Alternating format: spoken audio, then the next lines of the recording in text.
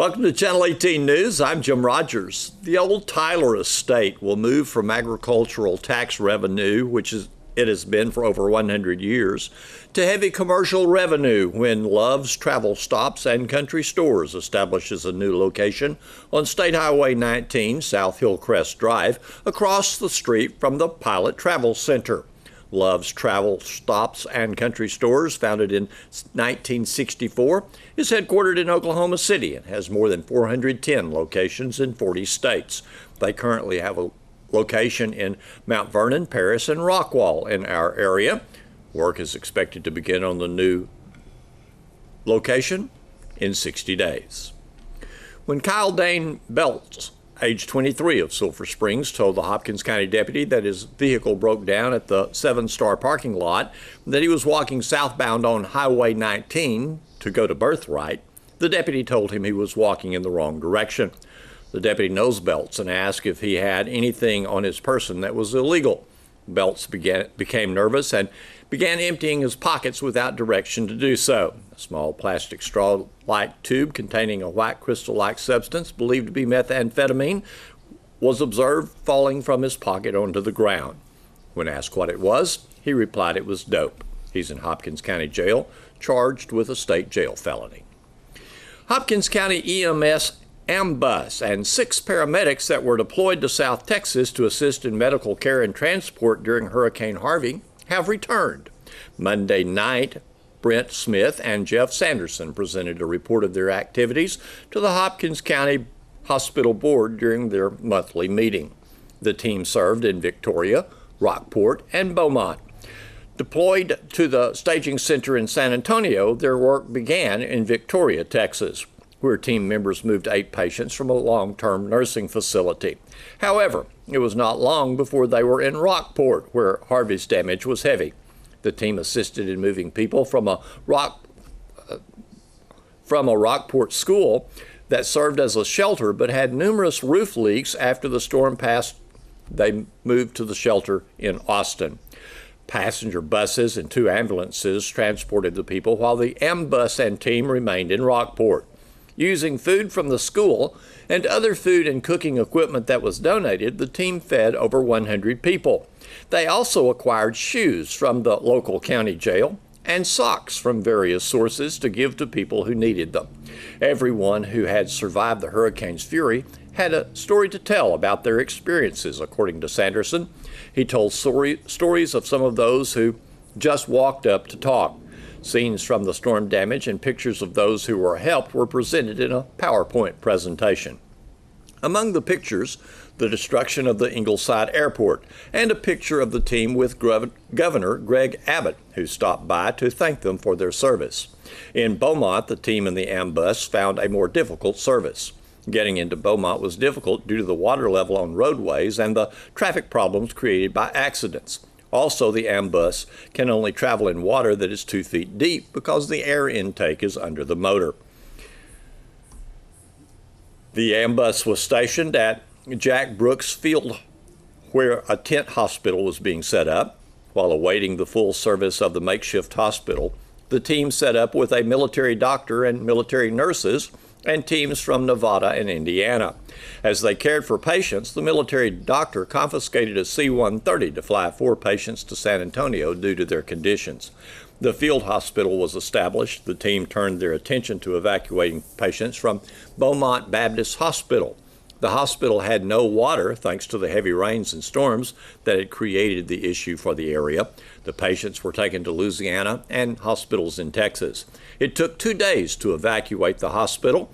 The only way out of Beaumont was by air, and helicopters and medical plane transports were used. Students from Douglas Intermediate School showcased the Flipgrid app for Sulphur Springs School Board members Monday night during their regular session. The 5th grade students displayed the app with the assistance of Mrs. Shelley Burton to demonstrate one of the many things that taking place to develop learning at the intermediate school. The board also heard a report on accountability ratings and campus security audits. Superintendent Michael Lamb reported that the district and campuses met standards set by the Texas Education Agency. Rusty Harden, Assistant Superintendent, presented the security audit. The audit of the district's facilities with a focus on security is conducted at least once every 3 years. Members of the community, as well as school staff, serve on the audit committee on each campus.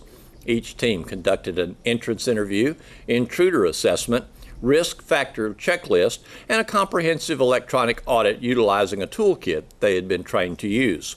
Each team submitted commendations and recommendations for each campus. Their recommendations were both district-wide and for each of the campuses. To see a list of recommendations and commendations that they gave, go to ksstradio.com and look at the story, Sulphur Springs Independent School District Hears Security Audit. The board also approved quarterly investment report, organizational flowcharts, and the Head Start program and Early Childhood Learning Center, and the Head Start personnel policy summary. Sulphur Springs High School celebrates homecoming Friday night. 16 candidates are vying for homecoming queen. Don Julian met the 16. Let's get your name, please. Aubrey Falks. Okay, and your parents' names? Angie and Mark Falks. And what are you involved in here at high school? I am the vice president of the Hiking Club and president of French Club, and then I'm also in student council, and I'm a manager of the Blue Blaze. What's your favorite thing out of all that? Probably being a manager of the Blue Blaze. Oh, okay, that sounds like a lot of fun. You got a favorite teacher? I have several, but if I had to pick one, it'd definitely be Miss Finney. Oh, okay, all right. What are your future plans after you get out of high school? I will be going to Dallas Institute of Funeral Services to be a funeral director. Oh, okay. Let's get your name. Vanessa Diosdado. And your parents' names? Juan and Nareda Diosdado. And what are you involved in here at high school? I'm involved in many organizations such as soccer, student council, Key Club, Dare to Dream, pretty much every single club except FFA. All right. And what's your favorite thing out of all that? I love playing soccer. I love it. I've been playing it since I was about 10 years old. I thought your name was familiar. You have a favorite teacher? Yes, Miss Robinson. I love Miss Robinson. I've had her. It's been 2 years now that I've had her, and she's just been a mentor for me. Oh, great. What would you like to do when you get out of school? I would love to go to college, and then hopefully eventually I'll graduate having been an Aggie, and I'll go to law school and become an immigration lawyer and get into politics. Let's get your name. Kate Potts. And parents' names? Carrie and Kristen Potts. And what are you involved in here at high school? I'm involved in Key Club, FCCLA, National Technical Honor Society, and National Honor Society. What's your favorite thing? Probably Key Club or National Honor Society. Okay, hard to choose. You have a favorite teacher? Miss Westbury, last year, my junior English teacher. Very good. What are your future plans after you get out of high school? I plan to go to Texas A&M University and major in animal science. Well, very good. Let's get your name. I'm Allie Avery. And parents' names? Anthony and Tenny Tanton and the late Stan Avery. All right. What are you involved in here at high school? I'm actually the high school mascot here. Really? Yes, so shockingly, but You're out of costume. I know, for once. So this is what's under it, but I'm also in student council, Key Club, and different clubs like that. What's your favorite thing to do? Like outside of school or school activity? Yeah, school activity. I like to be the mascot. It's something different, but Oh, there's a whole interview in there if we had time. You have a favorite teacher? I really enjoyed Miss Westbury last year. Okay. Got really close with her. You're the second one that said that. What would you like to do after you get out of school? I would like to go to Dallas Baptist University and get a business degree. I bet they have a mascot there. They actually do. I've actually looked into that. Not quite sure, though. Let's get your name Carly Adams, and parents' names. Kenneth and Dana Adams. And what are you involved in here at high school? I am a student council officer. I am in Key Club. I am an FFA member, and I'm in the Texas High School Bass Association. So. Oh, okay. A fisherwoman? Yes, sir. Are you good at it? I am. Very good. Well, confident too. And what's your favorite thing to do? My favorite thing to do is play softball. Oh, okay. And favorite teacher here? Miss Newsom. Definitely Miss Newsom. Okay. What kind of future plans do you have after high school? I plan to try to get a softball scholarship to any university I can, and then major in education and become a teacher and coach. Best of luck in all that. Thank you, thank you. What is your name, please? JC McKinney. And parents' names? Michael and Amanda McKinney. What are you involved in here at high school? I'm in HKK, Student Council, and Key Club. What's your favorite thing out of all that? Probably HKK. Okay. Have a favorite teacher here? Miss Bailey. Okay. What would you like to do when you get out of school? I plan on attending Texas Tech and then becoming a neonatal nurse. So. Oh, very good. Yes. Well, good luck with this. Thank you. Let's get your name. Mackenzie Alexander. And parents' names? Cleveland and Tammy Alexander. And what are you involved in here at high school? I'm a cheerleader. I've been a cheerleader for 4 years, and I am in High King Club and Key Club. And yeah. Okay. And what's your favorite thing? My favorite thing about school? Yeah. I would say just coming here, being around my friends, and being able to be here every day. Okay. Out of your activities, what's your favorite?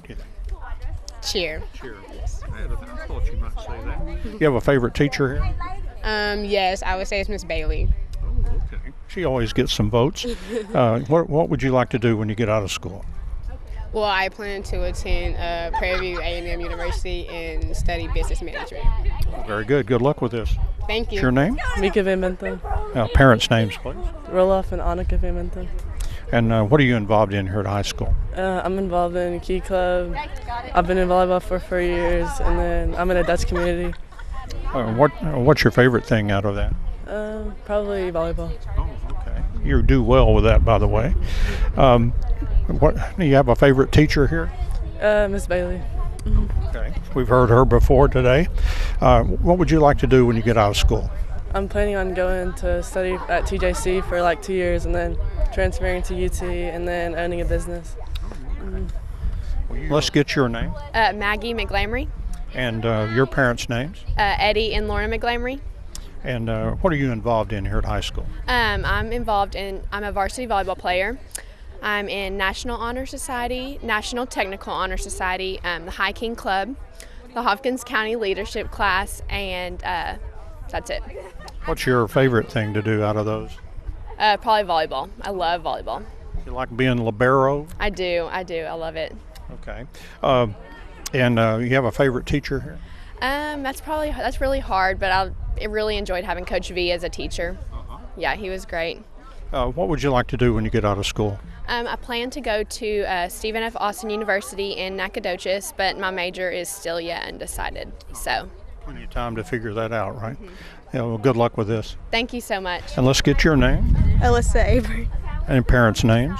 Tristan and Misty Abram. What are you involved in here at high school? I'm involved in varsity cheer and softball and HKK and Key Club. And what's your favorite thing out of all that? It would have to be softball. You've been in softball for many years, right? Yes. Okay.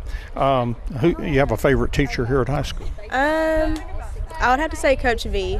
Coach V. Yes. That's 2 votes for Coach V today. What would you like to do when you get out of school? I'm actually going to Seton Hall to play softball, and then I would like to be an OBGYN. Well, good luck in your future, and good luck with this. Thank you. Let's get your name. I'm Gracie Boyer. And your parents' names. Rudy and Christy Boyer. And what are you involved in here at high school? I am the captain of Lady Cats Soccer. I'm involved in cheer, HSTE, Key Club, and the Sulphur Springs Leadership Class, or Hopkins County Leadership Class. What's your favorite thing out of all that? I love soccer. I've been playing since I was 4. Yeah, you've been on the varsity for several years. Yes, sir, 4 years. Okay, and you have a favorite teacher here at high school? Probably Coach Bailey. Good. He's a good fellow. What are your future plans after you get out of school? I plan to go to UT Tyler and study healthcare. You know, they give scholarships. You're going to try to get one? I'll try my best. Well, good luck with this homecoming deal here. Thank you so much. Okay. And let's get your name. Andon Hammock. And parents' names. Jared and Carmen Hammock. What are you involved in here at high school? Varsity volleyball, Key Club, National Honor Society, and Hopkins County Leadership Class. What's your favorite thing out of all that? Definitely volleyball. Yeah. You've been playing a long time, haven't you? Yes, sir. Okay. You have a favorite teacher at high school? I'd probably say Mr. Grafton because I love math, and he was a really good teacher. Yeah, I agree. What are your future plans after you get out of school? I plan to go to the University of Arkansas and study pre-med. So. Well, best of luck with this homecoming thing. Thank you. Your name? I'm Nasai Dugan. And parents' names? Shalisa Dugan and Avery Dugan. And what are you involved in here at high school? I am in varsity volleyball, varsity track, HST, and HKK, and Key Club. What's your favorite thing out of all that? Probably HKK. It's fun. Oh, okay. You have a favorite teacher here? It's kind of hard, but Coach Wiggins. Oh, okay. We got 3 votes for Coach V here today. What kind of future plans do you have after school? I plan to go to University of North Texas and study health science and be a physical therapist. Very good. Well, thank you and good luck with this. Thank you. Let's get your name. Hannah Dixon. And parents' names? Kevin and Melinda Dixon. And what are you involved in here at high school? I'm involved in student council, Key Club, NHS, and a varsity cross-country runner. Okay. And what's your favorite thing out of all that? I love running. I really enjoy it. I hear your name every time our team runs. That's a good thing. You have a favorite teacher here? I do. Miss Baxley was my sophomore English teacher, and I really enjoyed her. Really good teacher. Okay. What kind of future plans do you have after school? I plan to attend Texas Tech and major in biology. Well, good luck with that and this. Thank you. And let's get your name. Anna Sapal. And parents' names? Dawn and Jill Sapal. What are you involved in here at high school? I am the varsity cheer captain. I'm the vice president of my class. I'm in Key Club, FCCLA, Stuco, and the Hopkins County Leadership class. Out of all that stuff, what's your favorite thing? I'd have to say cheer. It's definitely my favorite. That's fun, isn't it? Yeah, it's a lot of fun. You have a favorite teacher here? I've had a lot of good teachers, but I think I'd have to go with Mr. Grafton. He's just really sweet. I like him a lot. He gets 2 votes so far today. That's good. To get any at all, but to get 2, that's good. What are your future plans after school? Well, I'm not 100% sure, but I think I want to go to Baylor University and major in business. Your daddy will be happy. Yes, I hope so. And good luck with this. Thank you. Let's get your name. Imani Taylor. And parents' names. Freddie and Rita Taylor. And what are you involved in here at high school? I'm involved in a lot of activities. I play volleyball, used to do basketball, I'm in track and field. And you can catch me on the field Friday night with someone across the field as well. And I'm in team leadership and Key Club and all that. What's your favorite out of all that? My favorite would probably be track and field. Oh, okay. Yeah, you're good at that. And you have a favorite teacher here? I do. My favorite teacher is Miss Price. I got her this year. I love her. Very good. What kind of future plans do you have? I want to attend UTA, University of Texas at Arlington, to become a nurse. Well, very good. Good luck with this. Thank you so much. This weekend, the annual Lone Star Heritage Quilt Show will be in town. And for this 18th annual show, besides the traditional features, here's more. A silent auction with proceeds going to Hurricane Harvey victims. Also, the Trinkets and Treasures Quilt Store and Children's Activity Room. Also featuring Quilt Guild quilter Teresa Young, plus 3 Pride Awards by local judges, Mayor Sellers, Judge Newsom, and former Mayor Lydia Bryant. Now get ready to attend the show, and now let's learn more from Billy Ruth Stanbridge. Well, the quilt show coming up this weekend is the 18th annual, so is that as old as the Quilt Guild is, or is it older? Well, actually, we didn't have one the very first year. Okay. And we were just kind of getting together then, and some people from other guilds, Greenville, et cetera, came to help us to get started. And then from that time on, we did. The first one was in that room at the high school that was used for the drama. People had the little stage, and there would be teachers, faculty, meetings in there, things like that. And with some borrowed heavy old stands that had to go, I think, to Tyler or some other place to put them together, and that was our first little show. And then from there we moved to the girls' gym. see. And then we stayed there for quite a few years. Well, one more little piece of your history, and then we need to talk about Quilt Show because it's just almost hours away. The paintings of quilts that are on the sides of buildings and roofs around here. Right. You started that out. Yes, Deanna and I did. Okay. Deanna Haston. Well, back east, especially in the Amish country, I mean, busloads of people come to see those. They're all around, beautifully done. Okay. So naturally, she and I thought, well, we can do that. So that was how it started. Gary Spraggins helped us with the very first one, paid for it, and had his men come out. It was on that big barn that's on 19, and of course that took us right before you turn in to go to the Civic Center, and so we wanted it up for the show. So that was our very first one. It's a lovely, lovely place. Well, you'll see those around town, but what we want you to see is the Quilt Show at the Rock this Friday and Saturday. That's right. Right. What reasons are there for people to go? Well, funny I should ask that? Funny you should ask that. My friend Deanna Haston, there were so many things to remember. First of all, she decided to put it in the window, all these reasons, at the Bellamy. Nikki, owner of the Bellamy, has graciously allowed us to use one of the big windows for us to display our quilts, which we do every month. We change them every month for either seasonal or an activity or that sort of thing. Or maybe we're even just highlighting a special quilter, because we have numerous special quilters in our group, outstanding people. So she made up all these cards across there, and then our raffle quilt is the main quilt that we featured in the window. And that's the Feathers in My Jelly. Yes. Okay. Yes. It's on the card, which you may have one of to advertise. Many of the stores downtown have them. Beautiful. So Deanna made out a list for me to make sure that I wasn't going to miss anything. So first, just to indicate the value of the show itself, there will be well over 100 quilts that will be displayed. And as I said, we have some wonderful quilters. But one of the most important things I can mention is this is not a show just for Sulphur Springs or Hopkins County. We have a website. I mean, anybody, anywhere can enter a quilt.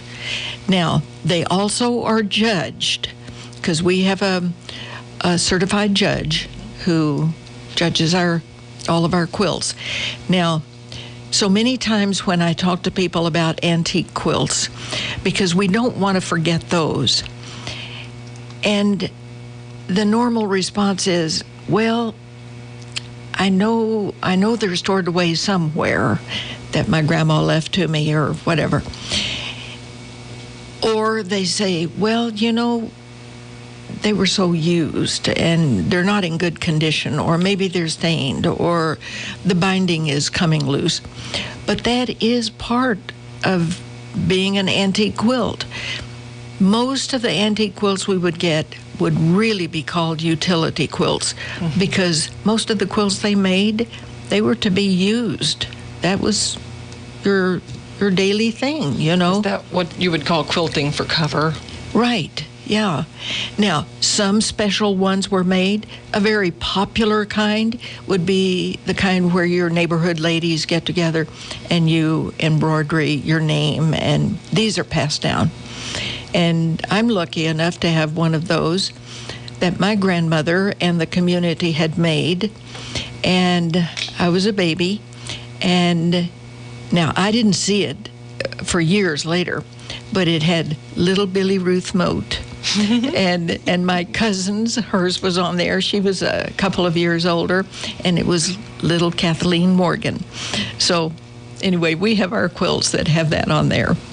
But so there are special things that arrive like that I remember one girl, and once it was finished, it just brought her to tears. She had her grandmother's aprons that were put on her quilt.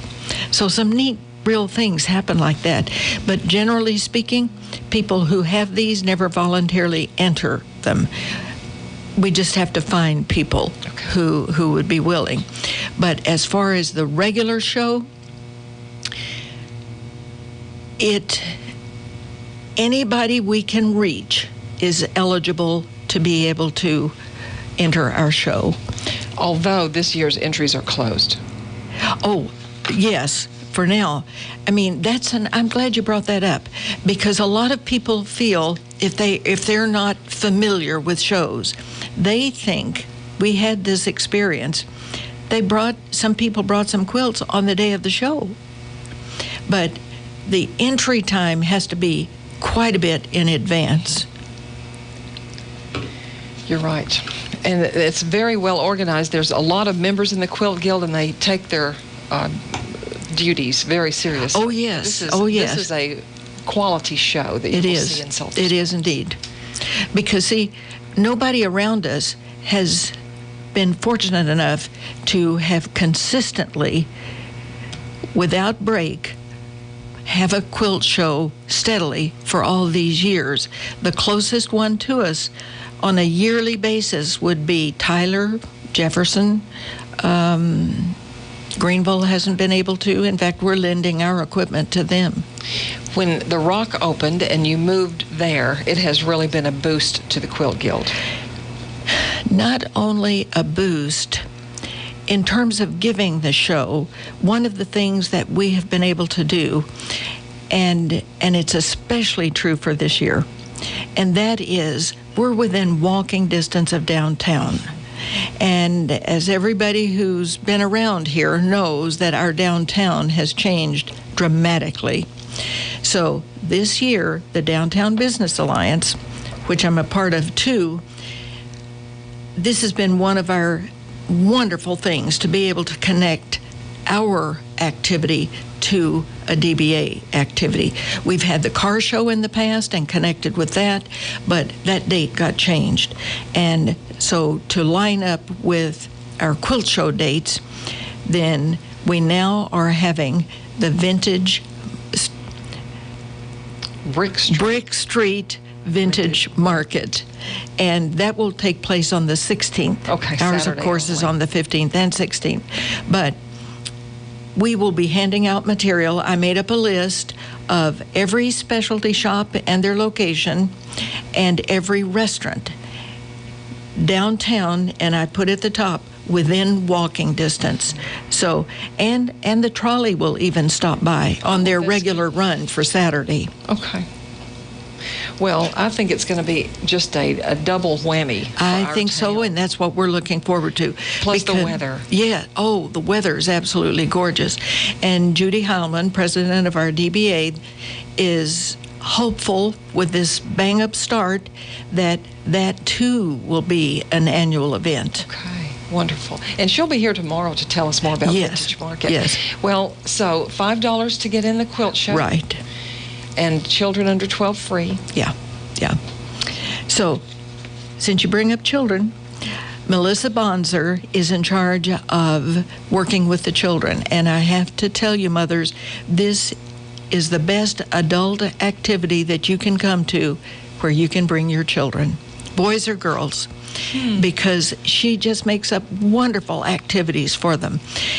And she's so good at what she does. Well, is there a special section where they will be? Yes, yes. And when they come in, just ask where the children are supposed to go. And yes, she's got her own section where she'll. Wonderful. Yeah. Oh, that's wonderful. And there will be vendors also in another section? Yes, definitely. We have vendors. Basically, the show itself is at the east end. Okay. And vendors are at the west end. Okay. So they have all kinds of things for sale. So they're delightful people to work with, and if you can't find something back there, that'll be a real surprise. You go in as early as 9. Yes.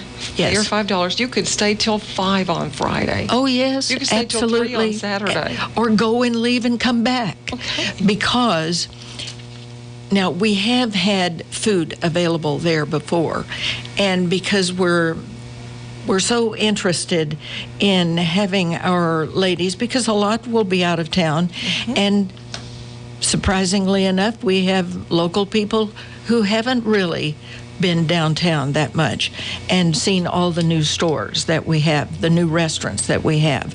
So that's why we're really kind of directing people down there. Great. And then, yes, you can come back to the show because, you know, to see 100 and it'll be close to 150 quilts, that's a lot to see. It's a lot to see. So we will not only have special speakers, because we'll have them so that on Friday, Lisa Erlandson, who's well known to the quilters, she will be one of the special speakers, and she will be Friday from 10 to 1. Okay. And Trish Stewart on Saturday, and hers too will start at 10. Okay. Yeah. So 2 special speakers. 2 special speakers, absolutely. And there is so much more for Quilt Show, but Billy Ruth, we're out of time. Oh, we're out of time already. Dear. Just come to the Rock Friday. Deanna's going to get after me. Or Friday and Saturday. We will see you there, BR. Oh, gosh, thank you. Here's Don Julian with sports. It's Football Coordinator Tuesday on Channel 18, and Wildcats offensive coordinator Matt Young gives us his assessment of the offense last Friday against Avalon of Maryland. And it's Paris at the Prim this homecoming Friday, and Coach Young also tells us about the Paris defense. Probably the biggest compliment I can pay our guys is just how they stuck with it. It was not a pretty first half. They made plays. We did some things that helped them make some plays. I think we were stopped on 4 third and shorts. The week before we were 5 out of 6 on 3rd and short. But there was never panic on the sideline. There was never disgust as far as arguing between each other or blame. There was some frustration, which is understandable because those guys are competitive. But really, they just hung in there. And then eventually, second half, Jace Thompson made a play on a route on the sideline. And after that, we moved the ball pretty consistently the rest of the second half. We're still struggling with converting inside the red zone for touchdowns instead of having to settle for field goals. And we're addressing that this week. But just really pleased our O-line calmed down. Norris and those guys, they gave us a totally different look than what we had planned going in. So Hayden Daniel, Ian Blanch, and those new guys took a little bit of time to adjust. They were playing really hard over the top of Simeon, not going to allow him to get deep. He stayed patient, understood his game. He actually kind of became a fullback. He had 5 catches for 28 and finished getting about 4 yards every time he had a catch. And Landry Tyson had a big catch. So just really pleased with them as a group, how they just kind of kept their cool about it and eventually made the plays to help win the game. In a game like that, 18 points and a couple of hundred yards of offense, not bad. Consider, is that kind of a defensive struggle? Oh, it was. And if you actually go look at the second half, I think we had almost 250 yards of offense in the second half, which you put that all together in a game, would be a nice total output. Really excited the way our defense is playing. It's great offensively, where we understand if we have a drive that doesn't convert, more than likely they're going to get a stop, and that keeps us in a position where we can stay aggressive, we can play with confidence, not with pressure, and lead to being successful by the end of the game. Paris coming up, how have they impressed you on defense? They always do a great job of flying to the ball. They give you multiple looks, and their kids play hard. One thing we talk about when we play Paris, you can have a play that one week, Sherman, it might have been for 25. Well, against Paris, it may be for 12. Just because their kids do a great job of getting off blocks, they understand, and then once they do, they recover really quick. And so it really comes down to doing the details, and that's what we're talking about a ton this week with our guys, just improving on the basics, from the timing of the ball coming out of Ryan into Corian's hand to precision of routes to the first step linemen are taking, whether it's a 2-inch step or a 6-inch step. All those things added together can really benefit us as a team. And, kind of the wild and crazy, kind of a super athletic defense like Avalon, I can't imagine that Paris would match up to that kind of level. No, they do in some of the speed that they have, but not in the physicality necessarily.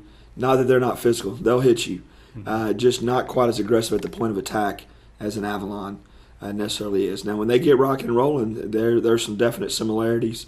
Avalon was a little thicker. Paris is more length on their side. And then Paris had a great year last year, and so they got a bunch of guys back who won a bunch of playoff games. And so we got our hands full and got to really just focus on us executing. your guys, your coaches, your players, are they kind of itching to get out there and kind of make up for maybe some of last week a little bit? Maybe I imagine they're a little tired of hearing about how good the defenses were. Well, we're happy to hear how good our defense was. Hey, Sure. we can talk about that all year long. That'd be fantastic. Really, we just like to see us execute better. And yesterday was what we wanted to get back on the grass for, so we get to work because there was things that we needed to fix. And the same thing today. We're excited to get back out there because there's things we're going to address. We saw that improvement yesterday, and we know that'll all pay off come Friday. Very good.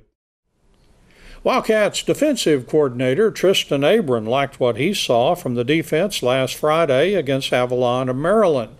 And he tells us he respects the Paris offense his defense will be facing this Friday at the Prim. It was a fun game. Well, especially at the end when it was over, it was a fun game to be a part of because defensive struggles are fun to watch whenever you're not the defensive coordinator. But it was fun. It was really good. And man, those kids played hard. They really did. And after watching film, Saturday morning, I told them, I said, guys, I asked you to play flawless. And I'm going to tell you we made some mistakes, but you were pretty close to flawless. And that's what we need. We have to have that every Friday night, and we have to play with that mindset and that tenacity to just keep being a nuisance, to keep being a gnat to the offense, and put them in positions to have to do things that they don't want to do, as well as to put them in positions to possibly turn the ball over and things of that nature. But yes, I totally agree with you. I think that our guys played really hard Friday night. They played with a passion that we've been asking them to play with. I'm going to go ahead and say for the past 2 weeks that they've really played that way. And I'm like a little kid. You keep giving it to me, I'm going to get spoiled. So that's my expectations. And don't take it away. But they played great. Heck, I could name the entire defense, just to be quite honest with you, as far as guys to talk about. But we don't have time for all that. But I'll say that Deidrick Dugan had a great game. He did what he does, and he made it tough for him to run the ball at him. And then he did a good job. I got onto him during the game because one time he felt the screen, like he was rushing and realized that the O-lineman didn't touch him and just stopped.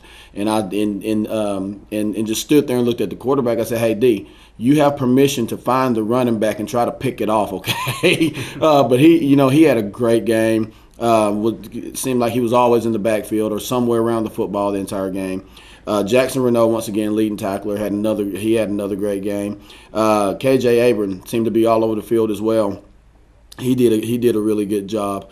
Kason Churchman had a good game as well. Rio Becerra played Sam outside backer for us the entire game. Kylan Wade actually Friday was sick and wasn't able to play Friday. And at around noon Friday, I went to Rio. I said, "Hey, you got it, bud. It's on you tonight." And yes, sir. And he went out and did a really good job. I'm extremely proud of Rio and the way he played. In the secondary, every safety.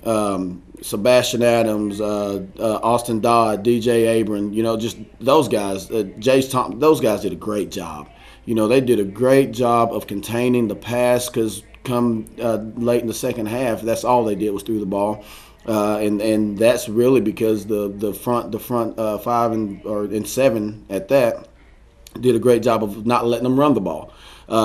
So in the second half, whenever they started throwing the ball, I thought that the DBs did a good job of maintaining coverage in situations where I felt like the quarterback had a pretty good amount of time to throw it, and it was good. It was good. The corners, Dede Dugan had Dede's still a little upset about his interception, the PI call.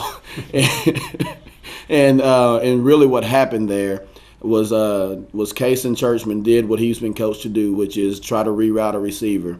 And he really barely got hands on the receiver, and the official called it. So Dede's a little upset about that, but he did a great job of going to high point in the football and coming down with it. Unfortunately, we didn't get to keep it, but he did a good job. of going to getting the ball and did a good job in coverage. Terrell Turman had a big hit during the night on the 4th down stop that was, I mean, it already, we were already on fire, and it just engulfed the flames even more of what was going on. The first touchdown that they scored, they actually threw a deep ball, and Terrell contested the ball, and the guy just came down with it. And when we came to the sideline, I asked the entire defense, hey, are you guys good with Terrell continuously going after the football? And everybody over there said, yes, sir. So, that was really good for Terrell to hear, to let him know that his brothers had his back, and that's what we want him to do. If they come down with it sometime, so be it. But, there's going to be a time whenever we come down with it, and we're okay with that. But those guys did a good job playing ball. It was fun to be a part of. It's one of the best defensive efforts we've had around here in a long time, and I knew we had the potential to play that way. Now the challenge to them is to play that way every week. You have to play that way every week. You have to be a dominant defense every week and not allow the offense to have any room to breathe, because whenever we allow them to have room to breathe, that's whenever we get in trouble. And if we can continue to play the way that we played Friday night, I think it'll be a pretty good season for us on the defensive side of football. Next up, Paris, and one thing that jumped out at me was a running back that carried 30 times against Terrell, gained over 200 yards, had 4 touchdowns, and so sounds like another one of those big challenges. He is. The running back is a really good football player. And when you mention Paris, Paris is speed. You have to deal with their speed. You have to deal with trying to contain them and try not to let them have just the slightest bit of space, because if they see daylight, they're going to hit the daylight, and they're going to hit it in a hurry. And that's what their running back does. He does a good job of finding daylight. He'll get in behind those big tackles and big guards that are pulling, and he'll be a little patient. And as soon as he sees it, he's going. So we have our work cut out for us this week with those guys, well, with the running back. And I have to mention the quarterback, young man, Kobe Savage is his name. Kobe actually used to live in Sulphur. So a lot of our kids know Kobe, and I actually know Kobe. But Kobe is actually a really good little quarterback. And he's he'll bother you throwing the ball, but he really concerns me a little more running the ball. So having to deal with two guys in the backfield that can be a threat and possibly bust one on you is a concern. So we have to do a good job of being sound. They do a good job offensively, formation-wise, just doing different things by moving people in or out, motioning some that can put you in a bind. So we have to be sound in what we're doing and our checks to the motions and all those things to make sure that we're not being outflanked and not giving them that space that they want, because if they get it, they're going to take advantage of it, and they're Paris. It could be a long night if you allow them to have that. So we got to do a good job of containing them, containing 2 big tackles. I mean, those guys are huge. Yes, they're huge.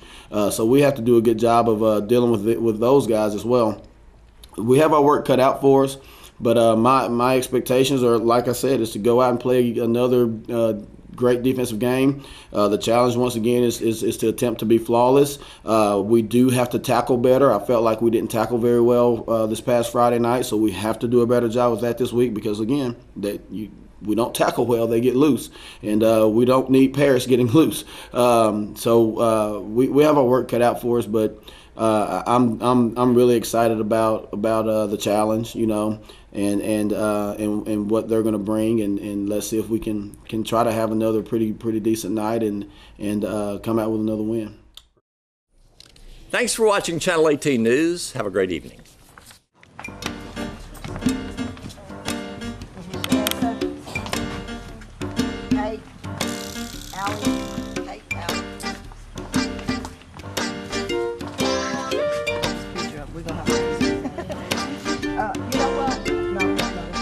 Okay, now. Ma'am.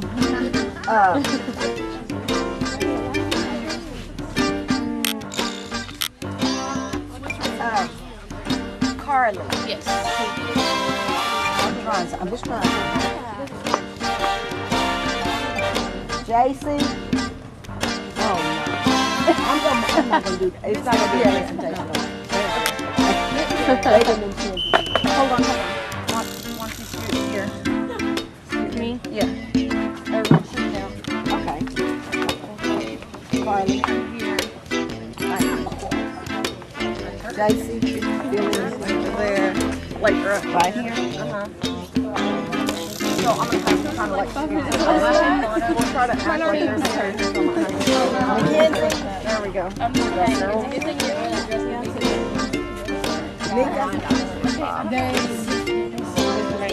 Over by Jason. Yeah. Maggie.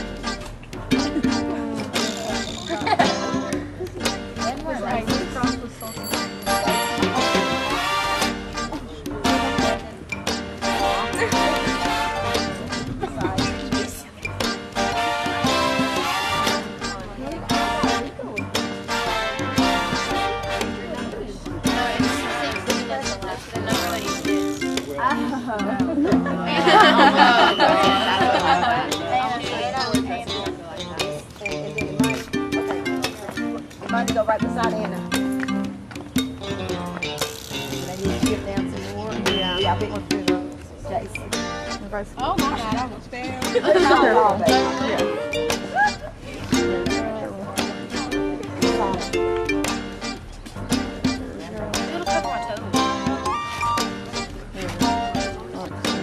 Are you okay, Mackenzie, where you can stand comfortably right there?